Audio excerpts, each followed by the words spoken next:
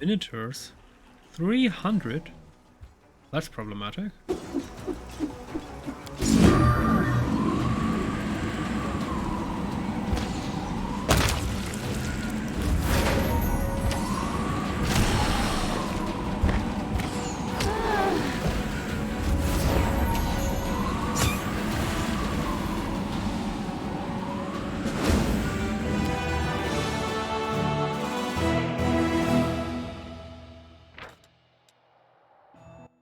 Sounds of battle roll over the suburbs of Iz.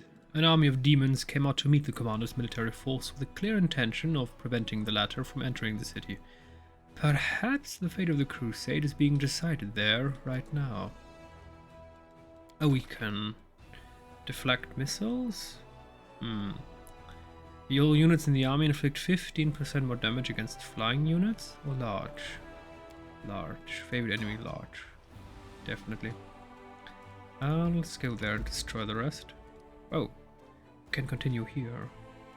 No, but I don't want that. I want this southern section to be completed. Oh well, forced to complete the southern section of the map.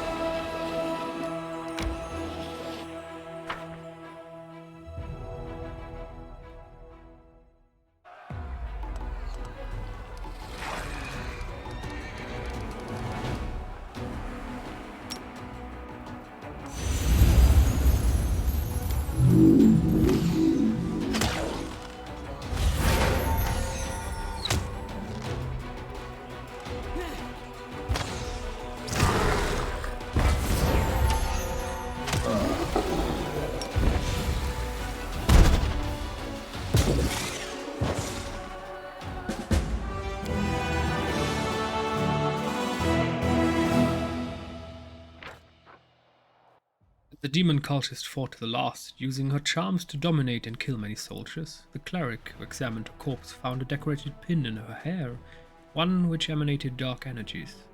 The terrible trophy was sent to the commander so that he could decide its fate. Zauri's pin. The city of Katapesh remembers the villainous Saurus. As beautiful as she was depraved, the priestess was born into the family of the noble magician Contier. After he witnessed his daughter's disturbing inclinations, he sought to root out the little girl's taint through purifying rituals, but all of his efforts were for naught. Zauri's heart was evil through and through.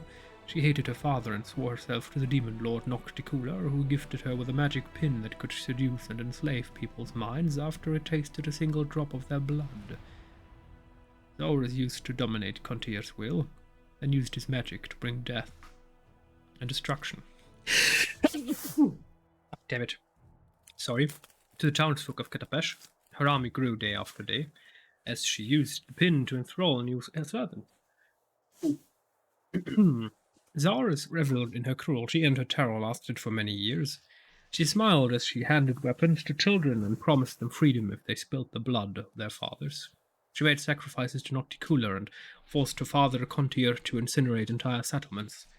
And yet, the magician managed to retain a few shreds of free will. Not wishing to serve evil, Contier tricked his daughter into exploring an unabandoned temple of Callistria, the goddess of lust and vengeance.